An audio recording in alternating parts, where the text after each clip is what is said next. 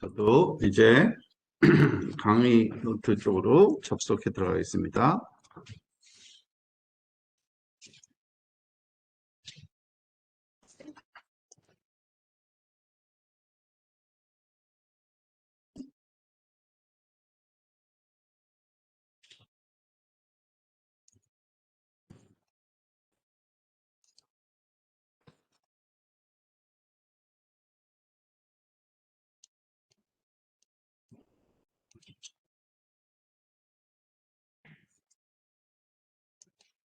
자, 일단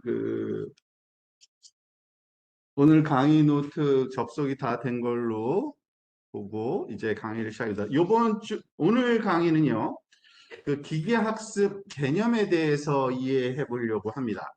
여러분 앞에서 사실은 인공지능 얘기하면서 아주 자세하게 얘기는 안 했지만 결국에는 결국에는 인공지능을 구현하는 그러한 기술이다라는 얘기를 잠깐 언급한 적은 있어요. 그리고 주로 인공지능이 어떤 건지에 대한 장의 정도만 우리가 살펴봤는데 이제 진짜 동작하는 인공지능 그런 거는 도대체 어떻게 만드는 건지 생각을 한번 해보는 시간입니다.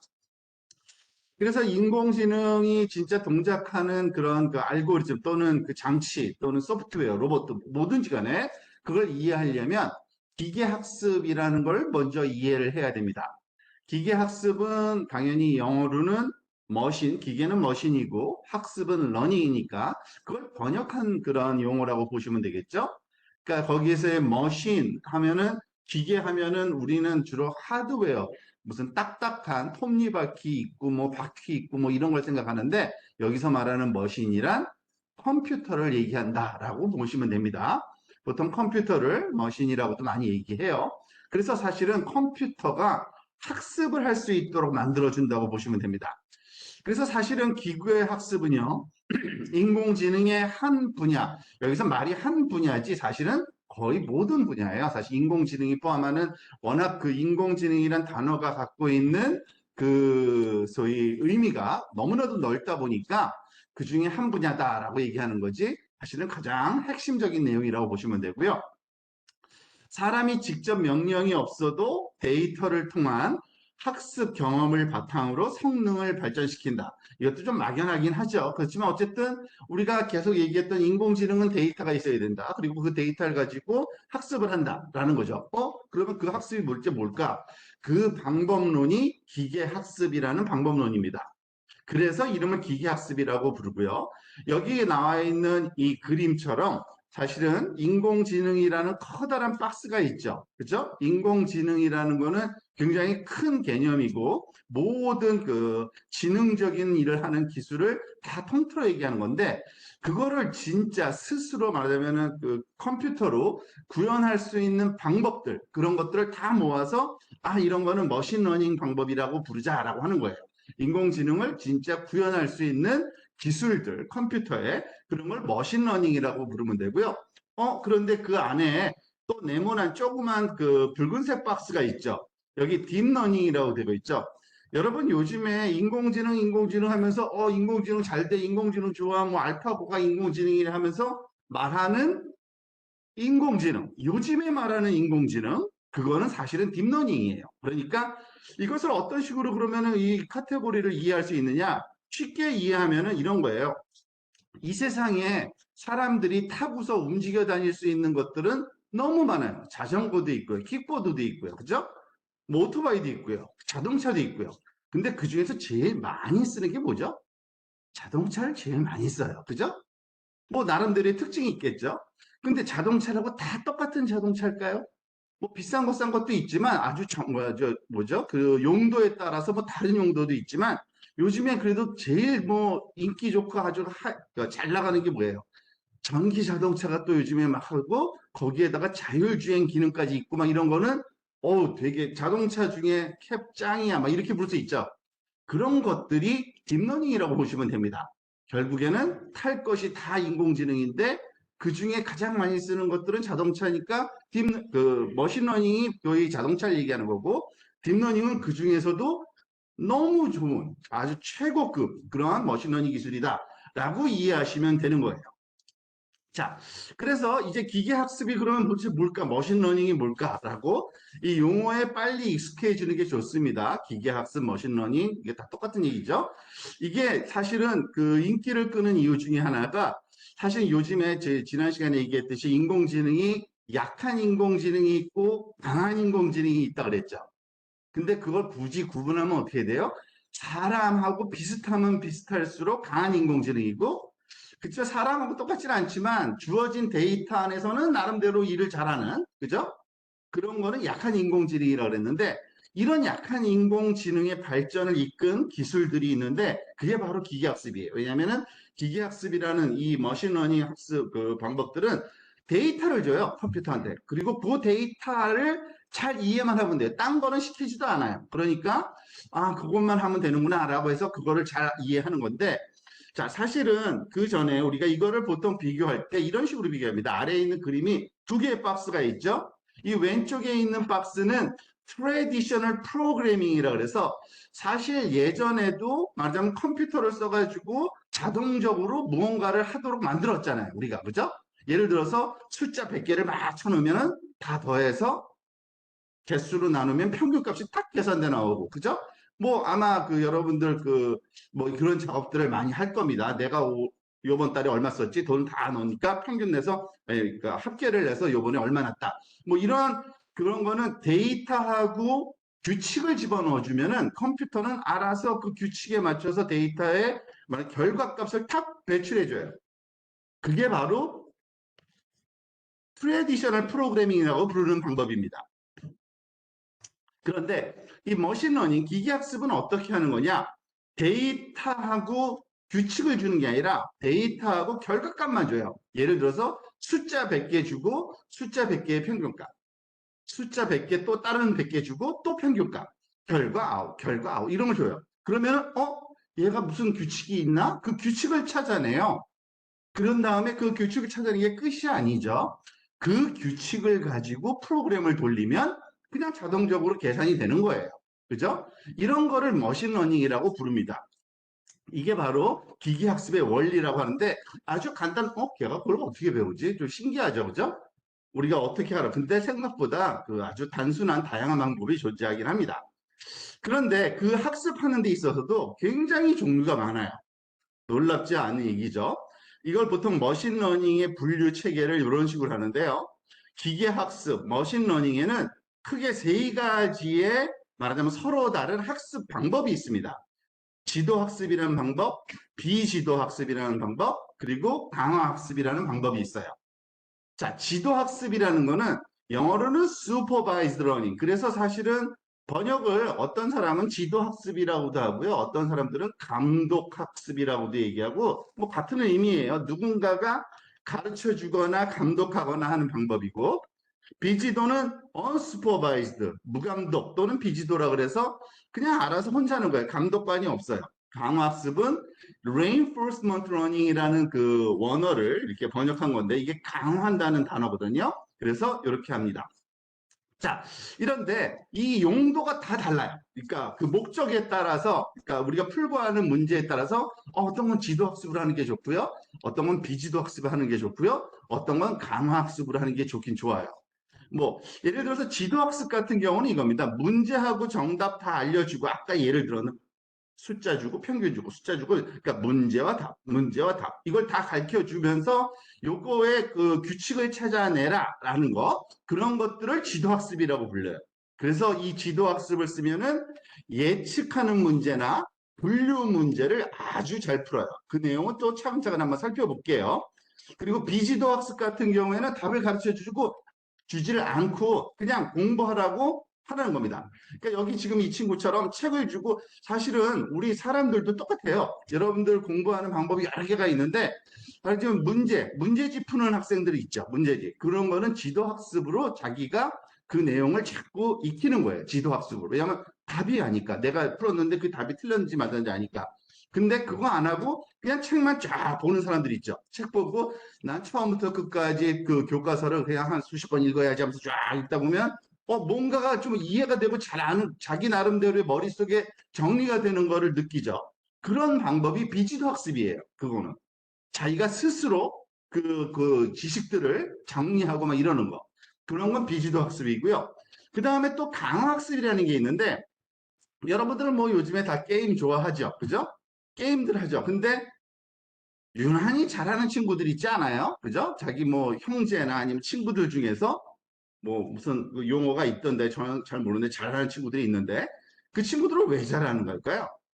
엄청나게 많이 해서 잘하는 거예요, 사실은요, 그 게임을. 근데 왜 그렇게 잘하게 됐을까요?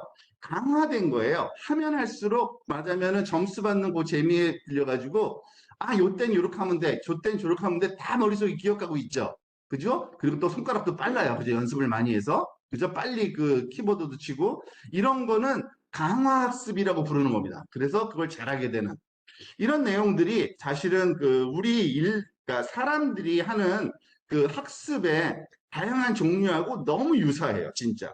예를 들어서 아까 말한 것처럼 지도 학습은 우리가 문제풀이 방식으로 공부하는 방법, 또는 비지도 학습은 그냥 다양한 책을 그냥 읽어가면서 그 개념을 정리하는 거, 또는 게임하면서 자꾸 게임하면서 신나가지고 아 기분 좋아하면서 점점 잘해지는 거, 이런 거다 강화학습, 비지도학습, 지도학습이라고 부르는 겁니다.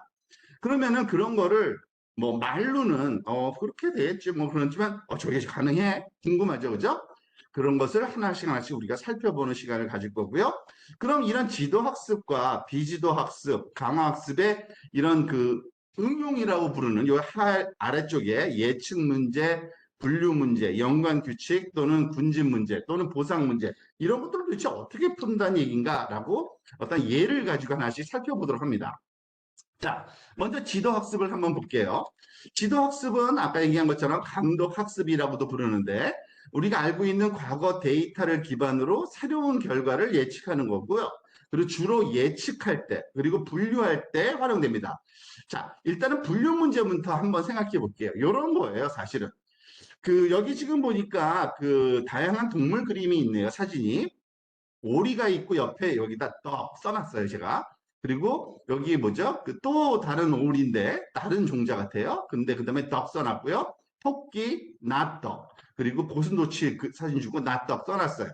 그리고 얘는 이런 데이터, 얘는 덕이야, 얘도 덕이야, 얘는 덕 아니야, 얘도 덕 아니야라는 거를 우리가 학습을 시키는 방법을 슈퍼바이스드 러닝, 그러니까 지도학습 방법이라고 합니다. 답을 가르쳐 준 거예요. 그런 다음에 어떻게 하느냐? 그 공부가 잘 된 그 친구한테 이걸 보여주는 거예요. 얘 뭐야? 하고 물어보는 거예요. 근데 얘가 기억하고 있는 거예요. 아, 얘는 얘랑 비슷하게 생겼던 것 같아. 그죠? 그러면은 걔 덕이에요. 라고 답하는 거예요. 이런 식의 공부와 학습 방법을 우리가 분류라고 합니다. 분류 문제. 그러니까 이미 분류 문제를 학습시켜 놓고 나면은 이제 걔가 말하자면은 그 오리하고 오리가 아닌 거를 구분할 수 있게 되는 거죠.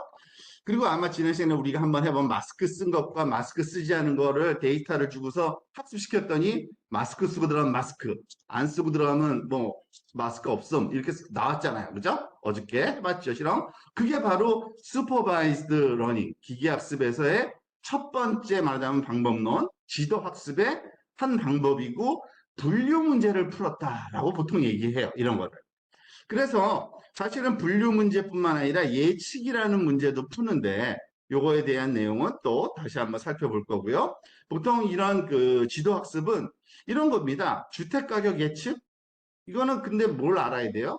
아, 얼마나 크기의 집은 얼마였다는 기록을 다 알고 있어야 되거든요.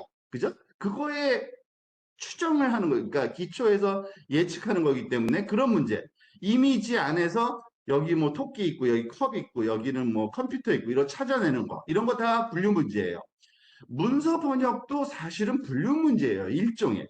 우리가 이런 언어는 그러니까 그 I love you는 뭐 나는 당신을 사랑합니다라는 그 한글로 이렇게 매치를 다 시켜 답을 가르쳐 주거든요. 그러면은 아 이건 이런 식의 그 말하자면 결과가 나와야 되는구나. 다 분류 문제를 풀고 있는 겁니다. 그러니까 이 분류라는 것이 굉장히 간단해 보이지만 응용을 하기에 따라서는 엄청나게 다양한 응용이 있을 수 있다는 걸 알면 좋고요. 자, 이번에 비지도 학습 봅시다. 지도학습은 그러니까 이게 뭔지 다 가르쳐주고서 공부시킨 건데, 그럼 비치도 가르쳐주지 않았는데도 뭘 아나? 그건 아니에요. 그러니까 오해하면 안 되는데, 이거 보세요. 오른쪽에 비지도학습의 한 가지 예고, 보통 이런 문제는 군집 문제, 클러스터링 문제를 풀었다라고 얘기하는 거거든요. 즉, 오리 사진과 아까랑 똑같죠? 아까랑 똑같은 데이터인데 뭐만 없어요? 얘가 뭔지 가르쳐 준 적이 없어요. 떡이라고 밝혀준 적도 없고 떡이 아니라고 밝혀준 적도 없어요. 그런데 비지도 학습 엔진에다가 넣어서 너 이거 공부 좀 해봐 하고 휙 던지잖아요. 그럼 걔가 어떤 일을 하느냐? 얘네들 비슷한데요. 얘도 비슷하고 이렇게 세 개, 얘하고 얘 세 개는 비슷하고 얘는 그 혼자 따르고 얘도 혼자 따르고 이거 서로 다른 세 가지 그룹 같아요라고 답을 줘요. 이게 말하자면 비지도 학습이라는 겁니다. 여기에다가 어떤 라벨을 붙여서 얘가 인식하는 건 아니고 얘네들은 비슷한 놈들이에요. 그러니까 비슷한 아이들끼리 얘네들은 그냥 같은 친구들 같아요라고 결정 져버리는 거. 이런 거를 분집하라고 합니다. 그러니까 덩어리 진다 그래서. 그리고 또 그것뿐만 아니라 연관 규칙이라는 것도 있는데 그 내용은 또 차근차근 살펴보도록 할 거고요. 그런 건 도대체 어디에 쓰이나? 사실은 생각보다 비지도 학습도 어마어마하게 많이 사용됩니다. 우리 일상 생활 속에서. 주로 많이 여기서는 활용되는 기술은요, 통계적인 기술을 많이 사용해요. 통계적인 기술. 통계적인 기술이라는 거는 우리가 보통 평균 내고, 그죠? 또는 뭐, 분산 구하고, 또는 뭐, 차이를 구하고, 이런 걸 통계적이라고 그러잖아요. 그런 값들을 활용하면 얘네들이 비슷하거나 비슷하지 않구나가 수학적으로 아주 명확하거든요. 그래서 많이 사용되고요.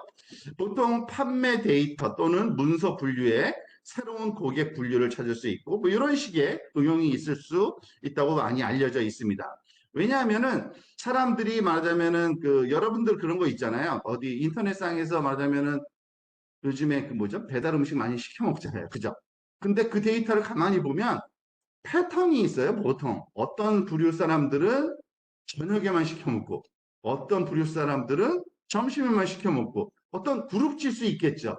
그런데 그 그룹으로부터 어떤 무언가를 또 우리가 분석을 해낼 수 있는데, 그러기 위해서는 그룹 짜야 되잖아요. 이런 그룹이 굉장히 큰 자료들을 분석하는 데 도움을 주기 때문에 이 비지도 학습을 통한 이러한 학습도 많이 진행합니다.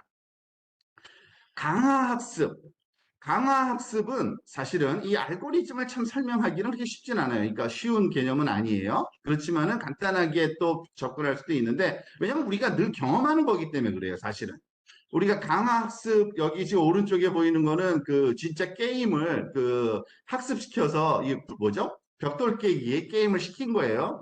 컴퓨터한테. 그랬더니 이렇게 잘하고 있는 건데, 얘가 이렇게 잘하게 된 이유는 무지무지하게 많이 시킵니다. 그 대신 그 점수를 딸 때마다 칭찬을 해주는 거예요. 잘했다고. 그러면은 계속 잘한 쪽으로 하려고 그러거든요.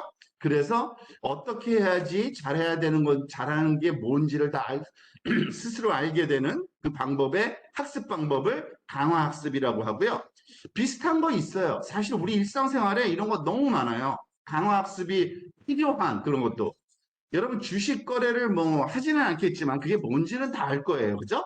주식을 사면은 그 주식이 말하자면은 가치가 올라가면은 돈 버는 거예요. 그죠? 성공한 거예요. 근데 샀는데 그 주식 가치가 떨어지면 망한 거예요. 기분이 나쁜 거예요. 그러면은 그걸 주식하는 사람들은 맨날 뭘 고민하겠어요? 이거 사면은 오를까 말까? 그죠? 그거를 많이 하다 보면은 언제 사고 어느 걸 사고 어느 걸 팔아야 될지를 알게 되겠죠. 물론 그렇게 실수도 많이 하지만 그거를 많이 해서 잘하게 되면 스스로 강화 학습을 한 거예요. 그리고 그런 거는 당연히 누구한테 시키면 좋겠어요? 컴퓨터한테 시키면 더 쉽겠죠. 그죠? 그거를 강화시키니까 뭐 재고 관리도 마찬가지입니다. 한번 재고 관리가 왜 필요한지도 한번 생각을 해보세요. 자, 그러면 진짜 사용되는 알고리즘들이 사용되는 예들을 조금 더 한번 살펴볼게요. 지금 우리가 뭘 하고 있는지 여러분 잘 기억하셔야 됩니다. 항상 이거예요, 결국엔.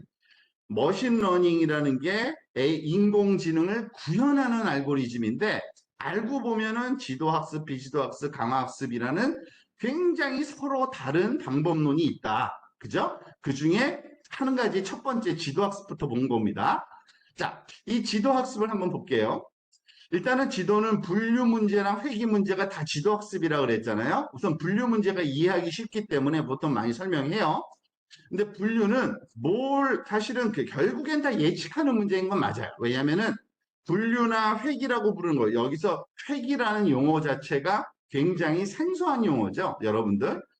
우리나라 말로 하면은 어디로 돌아간다라는 어떤 예스러운 표현이죠. 뭐로 돌아간다.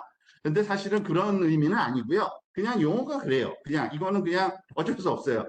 역사적으로 수학자들이 이렇게 만들었기 때문에 리그레션이라는 용어를 번역하다 보니까 어쩔 수 없이 핵인데 다 예측 문제예요. 사실은 지도학습은. 그런데 분류는 예측 대상이 범주형인 거예요. 카테고리컬이고 그리고 회귀는 예측 대상이 연속적인가. 그러니까 예를 들면 숫자 같은 거예요. 숫자. 그런 것들을 말하자면 예측하는 거는 리그레션, 회귀 문제를 풀었다고 얘기를 하고요. 만약에 이게 고양이인지 개인지 이런 범주로 말하자면 예측한 거 그런 것들은 분류 문제를 풀었다고 얘기를 합니다. 뭐 여기에 서 있는 설명이 틀린 건 아니지만 그거 읽어보시면 되고요. 그거를 일일이 다 설명하느니 사실은 예제를 딱 보면 아 저게 분류구나라고 아주 너무 쉽게 이해할 수 있으니까 이러한 그래픽한 소위 그림으로 설명을 좀 드릴게요. 자, 분류 문제는 예를 들어서 이런 겁니다. 여러분들 강아지 요즘에 많이들 키우잖아요. 그죠? 근데 강아지들이 보면은 종자별로 키하고 몸무게, 그러니까 뭐죠? 몸무게하고 키라는 게 높이겠죠. 어떻게 키라는 개념이 있는지 모르겠는데 크기라고 해야 될까요? 그 키하고 몸무게를 이렇게 플로팅을 해보면 이러한 양상을 보이는데요. 치와와는 몸무게도 작고 키도 작아서 이렇게 치와 뭐 다양한 치와가 있겠죠. 이렇게 검은색 점처럼 이런 크기. 지금 이 점들은요. 수평축은 몸무게, 수직축은 키로 이렇게 플로팅한 거예요. 강아지들 자료를 갖다가. 그랬더니 여기에 물리고 그리고 닥스훈트라 그러는 종자들은 허리가 긴 놈이죠. 그죠? 허리가 긴. 걔는 그래서 키는 계속 작아요. 그렇지만 몸무게가 좀 커요. 얘보다. 그래서 여기 회색으로 이렇게 모여 있겠죠.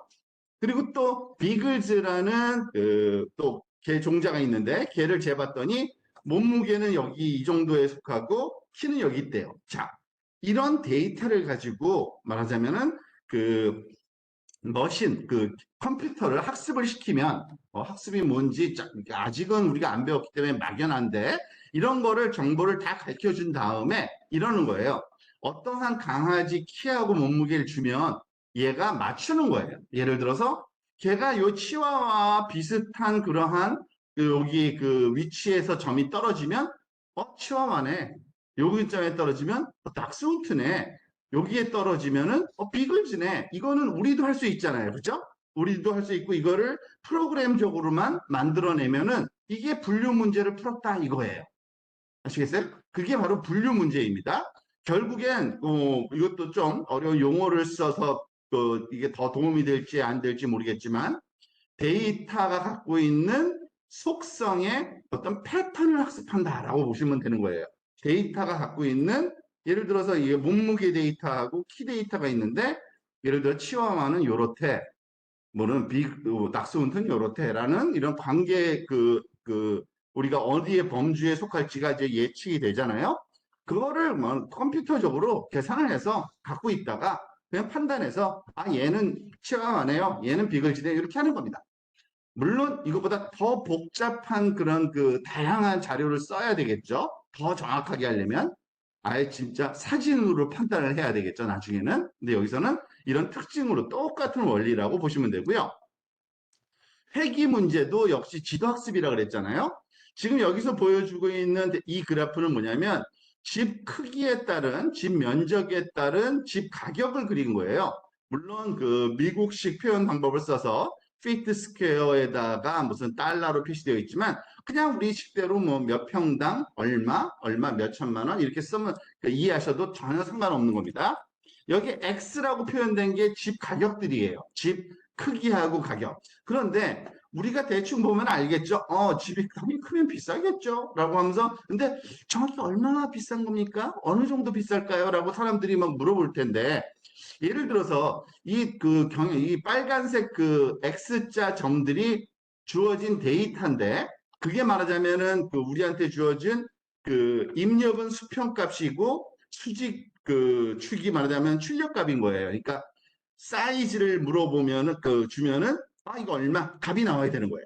이런 문제를 풀어야 되는 건데 이런 건 회귀 문제라 그러는데 결국 회귀 문제는 이런 식으로 풉니다. 여기 지금 보다시피 어떤 경향이 있잖아요. 그래서 이건 혹시 직선 이렇게 쭉 올라가는 직선 방정식의 경향인가 하고 1번으로 이런 직선 방정식을 구하면 가격은 뭐 사이즈에 뭐 몇 배 더하기 얼마 뭐 이런 식의 계산이 나오겠죠. 그래서 요 수식을 계산해서 요걸 쓰면은 이런 그 예측이 되는 거고 아니야 난 좀 더 고급 방법으로 예측해야지 2차 방정식 아주 굉장히 어려운 방정식을 쓰네요. 제곱 방정식을 쓰네요. 그래서 여기 녹색 선처럼 아니야 이런 식으로 그 값이 증가하는 것 같아. 근데 수학적으로 보면은 얘는 10 곱하기 사이즈의 제곱 더 빼기 사이즈에 얼마 20을 빼주고 곱해서 빼주고 얼마를 하면 요 수식이야. 그러면서 요 수식으로 말하자면은 일정한 사이즈마다 모든 값을 예측할 수 있게 되잖아요.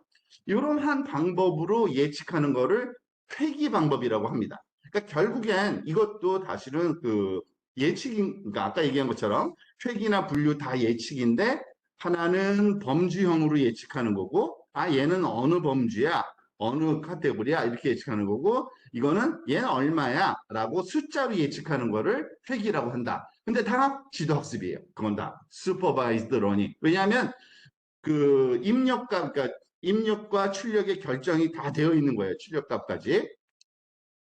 자, 그러면 이제 또 비지도 학습 다시 한번 돌아가 볼게요. 비지도 학습은 그 답이 없는 시 데이터만 준다 그랬잖아요. 그죠?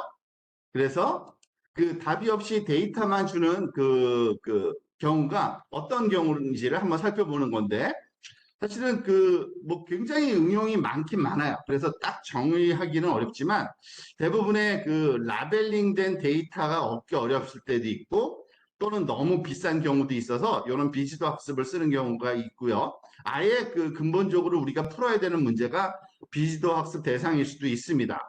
그러니까 레이블이 없는 데이터라고 보통 얘기하고요. 그래서 자기 스스로 알고리즘이 데이터 분류 또는 분리하는 방법을 찾는 거예요. 근데 크게 봐서 이것도 두 가지 정도의 응용이 아주 유명한 게 있어요. 분지파라는 그런 응용과 연관규칙, association 룰이라고 그래가지고 사실은 얘는 주로 그 특정한 어떤 응용 분야가 있는데 보통 그 뭐죠? 유통거래 데이터 구매 항목에서 많이 사용되기 때문에 장바구니 분석이라고 얘기를 하는데 그 내용도 예제를 보면 좀 더 이해가 쉬울 겁니다. 한번 볼까요? 자, 분지파를 한번 봅시다. 분지파. 분지파, 비지도 학습이라고 그랬죠? 비지도 학습의 데이터가 왼쪽에 이렇게 주어질 수가 있어요. 데이터? 지금 데이터라고 그러면서 막 점들이 막 흩어져 있는 걸 보여주는 건데 수평축하고 수직축으로 구성되어 있는 2차원적인 위치 정보를 뭐죠? 담고 있는 데이터들이 점이에요. 이 점들은 점들의 위치가 다르다는 얘기는 뭐예요? 수평 위치랑 수직 위치가 다르다는 거예요. 예를 들어서 그런 거죠. 아까 강아지의 데이터일 수 있어요. 수평은 몸무게, 수직은 키, 그죠? 근데 개마다 다 달라요. 그죠? 모두 재봤더니 어느 동네에 가서 개를 한 100마리를 말하자면 찾아내서 몸무게하고 키하고 다 말하자면 잰 다음에 그거를 이게 점으로 뿌려놨다고 생각하시면 됩니다. 이거를 주는 거예요. 컴퓨터한테. 그 다음에 야 네가 알아서 좀 분석 좀 해봐. 딱 그러면은 걔가 하는 일이 뭐냐? 분지파를 시도합니다. 그게 뭐냐면은 이렇게 얘네들은 같은 종자 아니에요 혹시? 얘네들도 같은 종자 같은데요. 파랑색도 빨강색을 칠한 거는 얘네들 같은 종자 같아요. 나는 이렇게 한 겁니다. 왜 그렇게 판단했겠어요? 키하고 몸무게가 비율이 비슷한 애들끼리 모아놓은 거예요. 너무 간단한 원리죠. 이거를 군집하라고 합니다. 이런 거는 응용이 엄청 많아요. 진짜. 그러면 연관 규칙 같은 거는 뭘 갖다가 비지도 학습이라고 얘기를 하는데 답을 준 적이 없기 때문에 비지도 학습인데 왜 여기서 또 연관 규칙이라는 응용이 필요한가? 이건 아주 유명한 사례가 있어요. 어떤 슈퍼마켓에서 그 고객들의 영수증을 이렇게 분석해 봤더니 우유를 산 사람들이요, 빵을 산 사람들이 같이 사는데 우유 산 사람 중에 72%는 빵을 같이 사더래요. 별로 그렇게 놀랄 만한 일 아니죠? 뭐 반드시는 아니지만 우유하고 빵은 같이 먹으면 맛있겠죠, 좀? 그죠? 또는 그 아침 식사를 만들 때 둘 다 필요한 것 같은 느낌이 있죠? 그런데 밀크하고 계란하고 같이 산 사람은 한 43% 정도. 밀크하고 휴지하고 같이 산 사람은 29%. 그러면 이 밀크하고 가장 연관 높은 상품이 뭘까요? 누가 봐도 빵이죠. 그러면 그거 갖고 뭘 어쩔 건데? 그 슈퍼마켓에서 어떤 일을 했느냐? 우유 옆에다가 빵을 진열해 놨대요. 그랬더니 빵의 판매가 더 늘어난 거예요. 그죠? 어차피 사야 될 거 잊어먹고 안 사면 안 되고 좀 더 도움이 되면은 이런 정보를 주면은 사람들이 맞아 나 이거 필요해 사잖아요. 그죠? 이런 식의 분석을 하는 거를 연관 규칙이라고 합니다. 그래서 여러분 아무리 뭐 모르긴 몰라도 여러분 요즘에는 뭐 대형 슈퍼마켓보다 편의점을 많이 가죠. 그죠? 근데 편의점 가보면 좀 생뚱맞은 약간 그 상품 진열을 발견할 수가 있어요. 그런데 거기에는 다 이런 연관 규칙 통계에 의해서 요거 옆에 이게 있으면 더 잘 사다라는 걸 분석을 해낸 거예요. 그래서 그 시대마다 계절마다 이걸 바꿔놔요. 그러니까 아주 그냥 악착같이 사게 만드는 거예요. 그죠? 근데 그걸 그냥 아무렇게 하면 안 되겠죠, 절대. 성공하려면 이런 비지도 학습으로 그 영수증 분석을 하면 되는 거예요. 그죠? 그런 것도 저거 가능하겠다라는 생각이 들죠? 자, 그 다음에 강화학습 이제 살펴봅시다. 강화학습, 사실은 강화학습이라는 것이 진짜 재밌는 건데, 나중에, 여러분 뭐, 너무 잘 아는 알파고죠? 알파고가 강화학습으로 학습된 거예요. 알파고가. 바로. 왜냐하면 바둑은 게임이거든요. 복잡도를 떠나서 어쨌든 게임이에요. 그래서 잘하는 사람이 이기고, 못하는 사람 지는 게임이잖아요. 근데 이 강화학습을 조금 이해하면 아주 재밌는데, 그 행동을 선택하는 방법을 에이전트에 가르치는 기계학습이라고 보면 됩니다. 무슨 말이냐? 여러분들 그냥 머릿속에 게임을 계속 상상하고서 들으면 맞아요, 진짜. 게임할 때 사실은 언제 키보드 말하자면 화살표를 오른쪽, 왼쪽 또는 말하자면 스페이스바를 뭐 폭탄 터뜨린다든지 이런 거를 누를지를 그 방법을 알아내는 게 가장 좋은 거잖아요. 근데 그거를 거기에 그 어떤 매뉴얼에 써 있지도 않고 뭘 하는 방법 어떻게 배워요? 그냥 하면서 배우잖아요. 그죠? 그래서 이 강화학습에서 이해하는데 많은 도움을 주는 게 몇 가지 용어를 알 필요는 있어요. 얘가 에이전트라는 용어가 있고요. 보통 이거는 그 게이머예요. 게이머가 에이전트고요. 환경이 보통 게임이에요. 그리고 상태는 현재 화면이에요. 현재 화면. 그리고 동작은 게이머가 누르는 그 버튼이에요. 그죠? 그리고 리월드는 그랬을 때 나타나는 포인트, 얻는 점수예요. 이러한 그 5가지의 요소가 항상 존재해요. 강화학습에. 그래서 좀 더 그 그래픽하게 표현하면 이런 식의 표현을 많이 써요. 사실은 강화학습 같은 경우에는 에이전트가 있고 오른쪽이 환경이 있는데 에이전트는 항상 이 환경의 상태를 감시하면서 스테이트를 보면서 그리고 자기가 얼마 받았는지 보상을 받았는지를 보고서 그러면 이렇게 해야지 액션을 취합니다. 근데 액션을 취하면 상태가 또 바뀌죠. 그죠? 뭐가 깨지든지 아니면 뭘 죽든지 아니면 뭐 게이머가 죽든지 간에 그 보상을 받아요. 근데 그거를 기억해 놓고서 알고리즘을 통해서 머릿속에서 그냥 복잡하겠죠. 그러니까 얘가 학습되는 거예요. 여기 에이전트의 분해에 해당되는 부분이 보통 이거를 펄리시라고 부르는데 이 펄리시를 잘 학습을 함으로써 게임도 잘하게 되고 바둑도 잘 두게 되고 뭐 이렇다고 보시면 됩니다. 그리고 이러한 강화 학습으로만 학습이 가능한 대상들이 있어요. 사실은 여러분들 그 요즘에 그 아직까지도 뭐 굉장히 완성도 높아졌지만 자율주행 차량 같은 거 있죠. 그런 것들은 강화 학습을 하는 거예요. 다. 왜냐하면은 너무나도 경우의 수가 많기 때문에 프로그램으로 짤 수가 없기 때문에 보통 강화학습으로 많이 합니다. 물론 얘는 무슨 그 게임을 가지고서 많이 하겠죠. 자, 그러면은 기계학습이 활용된 예를 통해 가지고 한번 몇 가지 살펴보고, 이거는 도대체 어떤 그 기계학습 방법을 썼을까 한번 고민해 봅시다.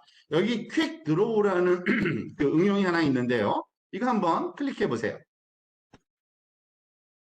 그러면은 여기에 그 시작하기가 있는데, 여기 보면은 다음을 그리세요. 바지. 20초 이내. 오케이, 알겠어요.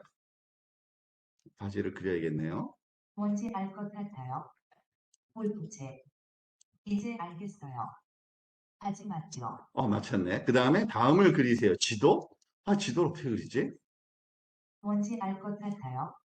삼각형. 이제 알겠어요. 지도 맞죠? 한우 그리래요. 뭔지 알 것 같아요. 태양. 이제 알겠어요. 하루 맞죠? 프리트 그리래요. 뭔지 알 것 같아요. 원. 또는 5분. 이제 알겠어요. 허리띠 맞죠? 자켓? 자켓은 어떻게 그려야 돼? 뭔지 알 것 진짜 같아요. 어려웠게 시키네. 이제 알겠어요. 자켓 맞죠? 롤러코스터? 이건 좀 힘들다. 뭔지 알 것 같아요. 무지개. 또는 구름. 또는 금. 뭔지 알 것 같아요. 문어. 이제 알겠어요. 롤러코스터 맞죠? 6개 성공했네요. 이거를 잘하면은 그 인공지능을 잘하는 건 아니죠. 당연히. 그림 잘 그리는 거예요. 혹시 못하고 있는 사람이 있으면 도와줘요. 저기들이. 다 하고 있습니까? 네.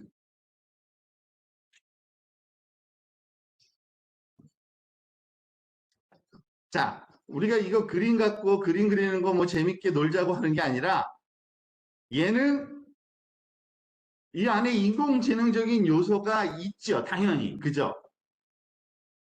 있어요? 없어요?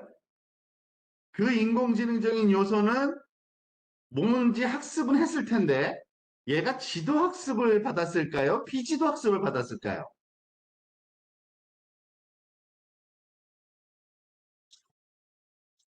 나하고 눈 마주치는 김승희 학생. 뭘 지도받았을까요? 그러니까 인공지능을 이해하는데 가장 그 쉬운 방법 또는 그리고 원론적인 방법이 뭐냐면요. 어? 얘 도대체 어떤 데이터로 훈련받았지? 이것만 이해하면 돼요. 그러면 엄청나게 인공지능에 대한 이해가 높아져요. 얘 뭘 훈련받았을 것 같아요? 어떤 데이터로? 그러니까 어떻게 아주 깨끗하게 정리된 용어일 필요 없어요. 그냥 뭐 생각을 얘기하면 돼요. 그 뒤에 있는 학생 지금 나랑 눈 마주치는 학생 한번 얘기해 볼래요? 네. 뭘 학습받았는 것 같아요? 어떤 데이터? 그림. 응? 응? 그렇죠. 사람들이 손으로 이렇게 지금 우리가 지금 보여주고 있는 그림처럼 손으로 끄적끄적 스케치하고 라벨. 걔가 나타내는 그 라벨. 그 두 개. 그러니까 데이터하고 라벨, 답하고 세트로 항상 얘는 답을 가르쳐 주면서 공부를 시킨 거예요. 이거 바지야, 바지야 하면서 바지 그림 한 수만 개 가르쳐 줬겠죠. 그리고 아까 카누도 사람마다 카누 그리는 방법, 여러분들 그리는 카누랑 제 그린 카누랑 똑같을 리가 없잖아요. 그래서 그러니까 이런 데이터 만들기 쉬울 것 같지 않아요? 예를 들어서 이런 거예요. 여기에 모이는 사람, 그러니까 여기 지금 10명뿐이 없지, 그러니까 20명뿐이 없지만 한 100명 모여있다 치면 인터넷상에서 모아서 모두 카누를 그려주세요. 그러면은 100개의 그림이 탁 나오겠죠. 거기다가 다 카누, 카누, 카누, 카누, 카누 붙이는 거예요. 그걸 누구한테 훈련시켜요? 얘한테 훈련시키면 되겠죠. 이게 바로 지도학습이에요. 이게. 이 지도학습을 쓰면은 이런 응용을 만들 수 있는 거예요. 그러니까 이거는 어떤 용도라고 생각하니까 아이들 그림 그리는 말하는 방법이라든지 뭐는 아이디어 이런 거 훈련시킬 때 좋겠죠. 근데 어쨌든 인공지능적인 요소가 이 안에 있다. 그리고 그거는 지도학습으로 학습된 거다.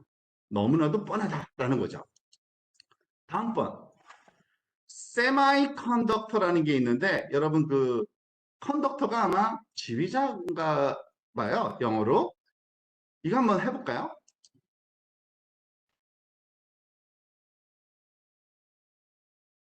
세마이 컨덕터를 한번 자 손을 이렇게 흔들래요.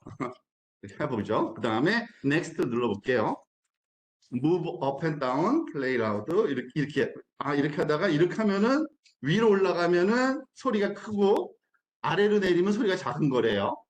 예, 힌트 주는 거예요.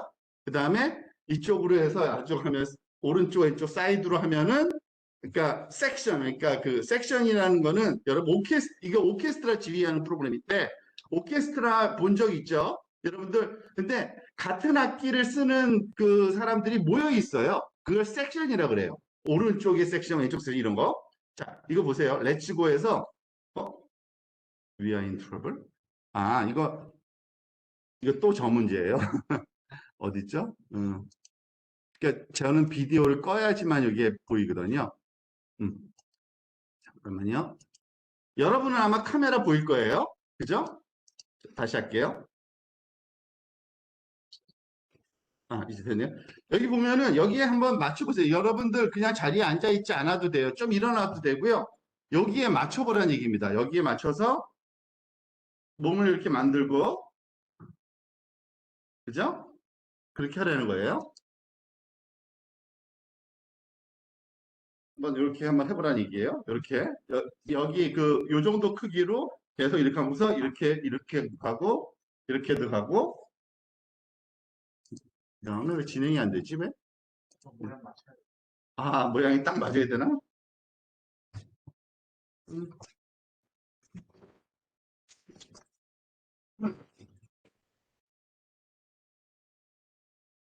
잘 됐는. 여기에 모양이 딱 맞아야 되네. 자, 그 다음에 이제 보세요. 모양이 맞췄으니까 그 다음에 라우드.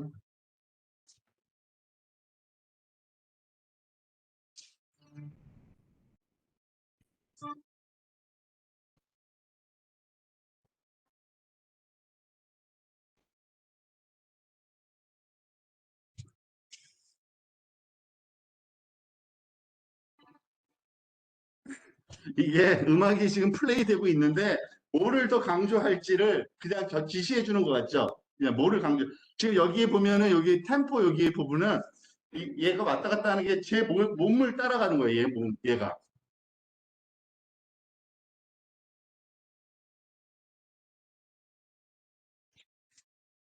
이게 좀 쉽진 않네요. 근데 약간 뭐 이런 의미 있다. 아이들 장난이라기보기에는 어쨌든 재미가 돼. 자, 여기서 또 퀴즈. 얘가 지도학습일까요? 비지도학습일까요? 여기 앞에 앉은 학생. 지도학습이요. 그러니까 항상 AI를 이해하려면은, 얘 뭘로 훈련받았지라는 게 중요하거든요. 그죠? 그 지도학습에 사용된 데이터가 뭘까요? 얘는 뭘 지도받았을까요? 어떤 데이터와 어떤 답을?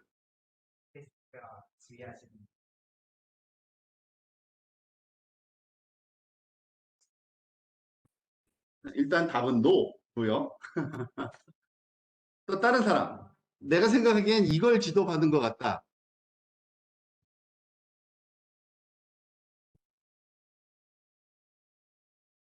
자, 이게 보일 텐데 안 보이네. 잠깐만요. 이거를 여기 리프레시 하는 게 있을 텐데. 리프레시해서 다시 한번 해볼게요. 다른 사람 한번 얘기해 보세요. 얘 뭘 학습받은 걸까요?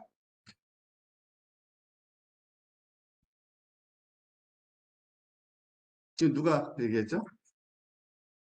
네? 지금 사람의 동작 얘기하는 사람 얘기해 보세요. 끝까지 얘기해 보세요. 그러니까 근데 지도학습이라고 그랬잖아요. 지도학습. 지도 학습을 얘기할 땐 데이터가 있고 그 데이터에 답이 있어야 되잖아요, 항상. 데이터와 답. 이거는 이거다. 저거는 저거다라고. 그럼 뭐는 뭐다라고 이렇게 학습받았을까요?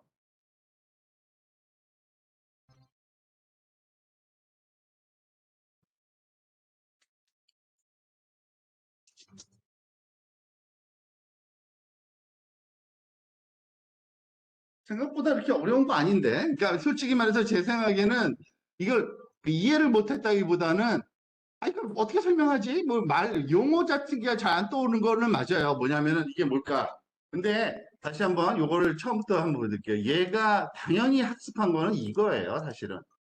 여기 그 사람이 들어가면은 여기는 그러니까 인공지능이 많이 들어가 있는데 우리가 쓰는 거는 뭐냐면 여기 지금 사람이 있는데 막대로 표현되잖아요. 그죠? 막대기로 사람이. 그죠? 요런 막대가 들어왔을 때 요 막대 모양이 있는데 요거는 뭐다라는 거를 아는 거예요. 사람의 모양이 이렇게 있을 땐 뭐다. 이렇게 있을 때는 뭐다. 이렇게 있을 때는 뭐다. 그러니까 근데 방향이겠죠, 다. 오른쪽에 있으면 오른쪽 거. 위로 들면은 크게, 아래로 내리면 작게, 들면 크게, 그 소리를 크게. 방향은, 그쵸? 그러니까 사람의 모양을 인식한 다음에 그 모양마다 오른쪽인지, 왼쪽인지, 큰지, 작은지. 아마 여기 하나, 둘, 셋, 넷, 다섯, 한, 답은 한 6개 정도, 그러니까 5개의 2배니까 크고 작은 거. 한 10가지 답을 모양마다 이렇게 붙여놨을 거예요. 모양마다. 그죠? 그러니까 예를 들어서 이런 모양은 무조건 다 왼쪽 거 크게, 요건 왼쪽 거 작게, 그죠? 요건 오른쪽 거 크게, 오른쪽 거 작게, 이건 아주 오른쪽 거 크게, 아주 오른쪽 거 작게 그렇게 하라고 답을 내줘 놓은 거죠. 그런 다음에 그 여기 복잡한 그러니까 이해가 잘 안 되는 것 중에 하나는 그럴 거예요. 그러니까 제가 도대체 모양을 어떻게 인식하지? 그죠? 그건 또 다른 인공지능이에요. 그거는요. 모양을 그 사람의 그 뼈대로 이렇게 만드는 인공지능은 또 따로 있어요. 그거를 사용하고 두 가지를 다 사용한 거죠. 이게 지도학습의 한 가지 예라고 보시면 됩니다. 자, 한 가지 더 해볼까요? 얘는요, 요것도 한번 넣어요. K 클러스터, 그러니까 클러스터에 C 대신에 K 한 다음에 이렇게 바꾼 이런 이름인데, 이게 뭐냐면요, 별거 아니고요. 자, 여기에 셀렉트, 여기 이미지가 있는데, 여기 샘플 이미지 볼까요? 샘플 이미지, 위에서 세 번째. 이미지들이 많잖아요. 그 중에 하나 아무거나 골라보세요. 저는 오른쪽 거, 아래 거 한번 골라볼게요. 집. 자, 그러면은 오른쪽에 이런 그림이 그려져요.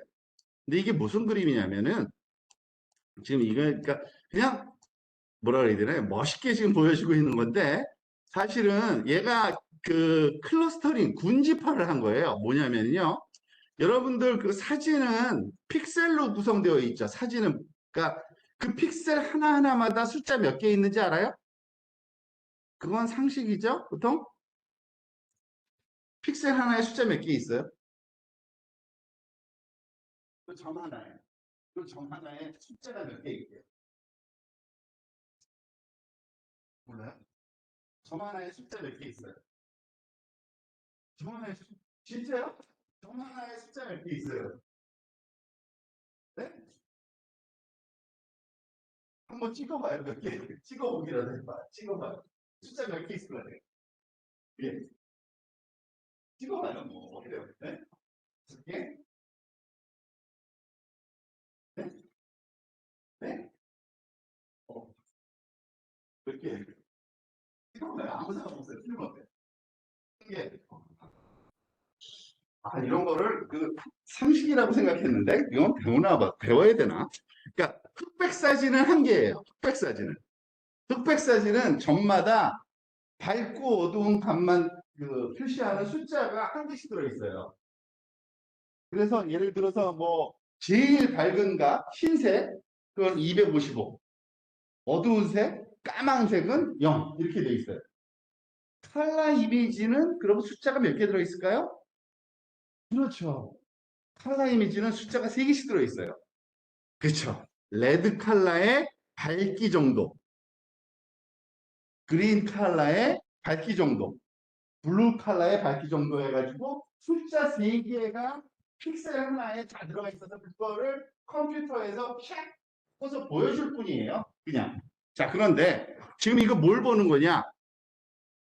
그러니까 이 그 뭐죠? 그 이미지 하나가 딱 들어오면은 이미지를 사람은 데이터를 그 데이터라고 생각을 하면 어떤 현상이 나타나냐면 X, Y, Z 또는 레드, 그린, 블루라는 3차원 공간상의 점들인 거예요. 사실은. 점들이 엄청 많겠죠. 예를 들어서 이게 수평 방향으로 1000개 이렇게 픽셀, 그러니까 이미지 사이즈를 우리가 뭐 512 by 512 하면은 512 곱하기 512개의 점들로 구성된 거예요. 3차원 공간에. 그러니까 그 데이터를 3차원 공간상에서 클러스터링이 가능해요. 클러스터링을 한 결과를 보여주는 거예요. 근데 대충 봐도 알겠죠? 얘네들은 뭉쳐있으니까 그 같은 종류의 색깔. 얘도 같은 종류의 색깔이 막 뭉쳐있는 게 보이죠? 근데 여기 앞에 이렇게 쓱 흘러가듯이 움직이는 거는 그냥 멋있게 보이려고 시각적으로 집어넣은 거고요. 움직이지 않는 그 점들, 그게 말하자면은, 그러니까 여기 데이터인 거예요, 여기. 그래서 그 데이터들이 중력을 갖고 있다면, 이런 식의 말하자면은 그 다른 그 데이터들을 막 끌어당기고 그럴 거다라는 의미로 멋지게 표현한 건데, 그래서 한 가지 이해하기 쉬운 걸 한번 해볼까요? 여기 제가 링크 하나 걸어놨어요. 색깔 몇 개 있어요? 이거 카운트 못하는 사람 없겠죠? 색깔 몇 개 있어요, 여기에. 몇 가지 종류의 색깔이 있어요. 네? 네, 몇 개요? 틀렸다는 게 아니라 안 들려서 그래요. 네? 카운트 해보세요. 이거 카운트면 안 돼요? 안 들려서 그러니까 다시 대답하라는 뜻이에요. 7가지요? 하나, 둘, 셋, 넷, 다섯, 여섯, 일곱, 여덟. 흰색도 있잖아요, 바탕. 그죠? 이거를 다운로드 받아보세요. 다운로드. 이미지를 다른 이름으로 저장. 그래서 바탕화면에 한번 갖다 놔 볼게요. 바탕화면에 갖다 놓고 얘를 한번 가져와 볼까요? 여기 그 우리 어디죠? 지금 여기서 이 클러스터링 프로그램에서 한번 가져다 볼게요. 여기 그 방법이 있어요. New Image 누른 다음에 Select from Device 누르면은요 가져올 수 있어요. 그래서 바탕화면에서 요거 가져와 볼게요. 자, 그러면은 어떻게 되는지 한번 볼게요. 얘가 점들이 다 뭉쳐 있죠. 왜냐하면 거기뿐이 없는 거예요. 딴 데는 없는 거예요. 아마 그 8가지 점들만 말하자면 뭉쳐 보일 거예요. 8가지 점. 그 부분만. 지금 빨강색이 여기가 빨강색 위치고 여기 다 보이죠? 뭉쳐 있는 게. 지금 이게 줌 아웃을 해야 되는지 잘 모르겠는데 움직여 다닐 수가 있어서. 그죠? 흰색이 있고 여기 흰색이 있고 여기 초록색, 노란색, 빨강색 이거 그 8가지 색이 다 이렇게 뭉쳐져 있는 걸 볼 수 있어요. 왜냐면은 다른 색은 없으니까 거기 그냥 꽉 모여 있는 거예요. 꽉 모여 있는 거예요. 다. 클러스터링. 그죠? 만약에 다른 사진을 집어넣으면 어떻게 돼요? 그 사진이 갖고 있는 색깔로 예를 샘플 이미지가 있으니까 샘플 이미지 볼게요. 그 이미지 갖고 있는 색깔로 이렇게 뭉쳐 있다는 걸 좀 그 대신 얘는 퍼져서 뭉쳐 있겠죠. 이렇게. 그죠? 왜냐하면은 퍼질 수밖에 없는 게 비슷한 것들이 쭉 변하니까. 그렇게 해서 여기 색깔을 부여해서 그러니까 K 클러스터링 이게 클러스터링을 한 그 결과예요. 우리가 알다시피 얘네들은 같은 색깔이고 같은 말하자면은 그 계열이라는 걸 알 수 있죠. 뭉쳐 있잖아요. 근데 뭉쳐 있는 게 가만히 보면은 이거 돌려보면 알겠지만 이렇게 옆에 바로 있어도 뭉쳐서 서로 다른 걸 수도 있어요. 이렇게 그죠? 가깝게 있지만 뭉쳐 있는 정도가 막 다르고 이게 말하자면은 또 그러니까 무슨 클러스터링을 시각화시키는 한 가지 좋은 예고 뭐 더 다른 예가 없어서 한 요 정도 예로 우리가 한번 저렇게 될 수밖에 없구나라는 거를 모든 사진마다 그 색깔의 분포를 이렇게 클러스터링해서 볼 수도 있어요. 그러면은 사실은 과학적으로 이런 걸 많이 써요. 압축하는 데 써가지고요. 뭉쳐있는 놈을 똑같은 색깔로 싹 바꾸면 우리 눈에는 거의 비슷한데 이게 그 굉장히 압축 효과가 좋아가지고 굉장히 그림 사이즈가 작게 만드는데 그러니까 응용이 엄청나게 많아요. 이런 것들요. 그러니까 그림은 똑같아 보이는데 사이즈 진짜 파일 크기는 작게 만들 때 이런 방법을 써요. 클러스터링해서 같은 색깔로 싹 바꿔놓는 거. 그런 식으로 활용된다라고 보시면 됩니다. 마지막으로 한 가지 더 해볼까요? 이 립싱크 이거는 참 재밌더라고요. 립싱크이기 때문에 소리를 안 내도 되는 응용이에요. 그 대신 이것도 여러분들이 한번 해보세요. 자, ready to see how, 마스크를 벗어야지만 안 돼요. 왜냐하면 립싱크를 해서 어딨지? Let's do it. 한번 해볼게요.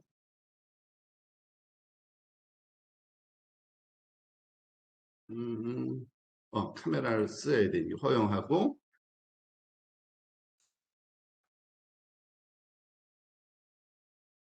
근데 어제도 그랬지만 우리가 모든 예제를 하다 보니까 동시에 한 수십 명이 한꺼번에 같은 시간에 들어가니까 약간 그 서버가 느려지는 경향이 있네요.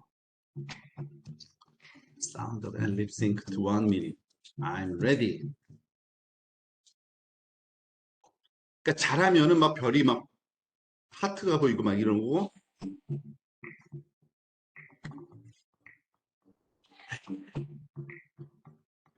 시작 안 했구나.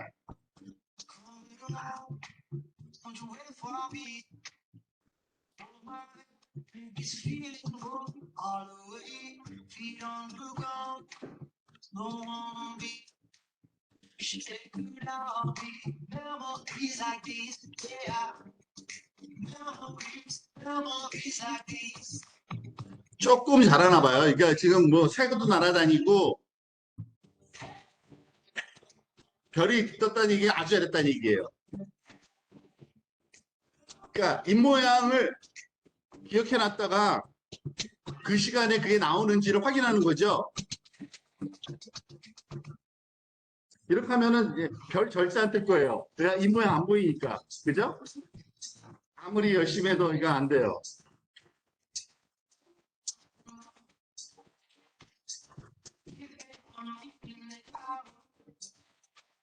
되네요. 잘하네요. 오늘은 조금 더 잘 되네. 예전보다. 자, 여기서 또 하나 질문. 얘 지도학습일까요? 비지도학습일까요? 제일 뒤에 앉은 얘기해 보세요. 좀 크게 얘기해 줄래요? 지도학습이죠? 뭘 지도받았을까 얘는?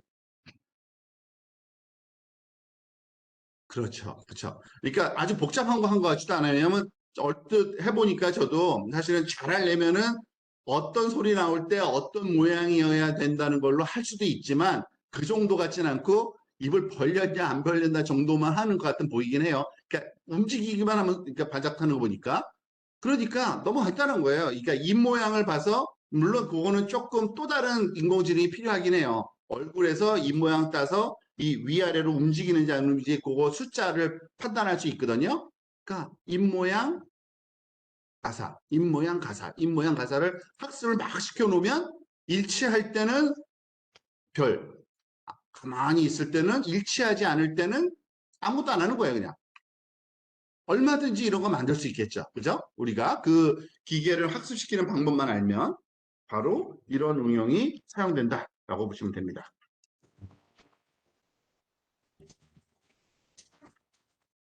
소리가 시끄러워서. 자, 그럼 요약을 해보면 이렇습니다. 다시 한번 앞에 거 살짝 보면서 요약하면서 끝낼게요. 첫 시간. 우리가 인공지능의 가장 핵심적인 거는 사실은 머신러닝이라는 것이 가장 핵심적이라고 그랬죠. 뭐냐? 인공지능을 컴퓨터에다가 학습시키는 알고리즘인데, 그죠? 근데 그 알고리즘이 방법론이 크게 다른 게 있다는 거죠. 지도학습, 비지도학습, 강화학습. 근데 지도학습이 제일 많아요, 사실은요. 왜냐하면 재미있고 쉽고 응용이 많아요. 그래서 지도학습을 통하면은 예측하는 거, 분류하는 거, 이런 거를 풀 수 있고, 비지도학습은 영망규칙이나 아니면 군집화하는 거, 이런 걸 쓸 수 있고, 강화학습은 어떤 게임 같은 거 플레이를, 여기선 보상이라 그러는데, 어떤 보상을 극대화시키는 다양한 응용, 이런 거를 할 수 있다라고 우리가 했고, 거기에 아주 대표적인 몇 가지 예를 보면서 아, 저거는 지도학습일 뿐이 없겠구나. 아, 저거는 비지도학습일 뿐이 없겠구나. 그런 거를 우리가 알게 됐다고 보시면 됩니다. 이 내용을 조금 더 이제 하나씩 자세하게 차근차근 다음부터 살펴보도록 하겠습니다. 혹시 질문 있으세요? 질문 없으면 또 한 10분 정도 휴식하고 12분에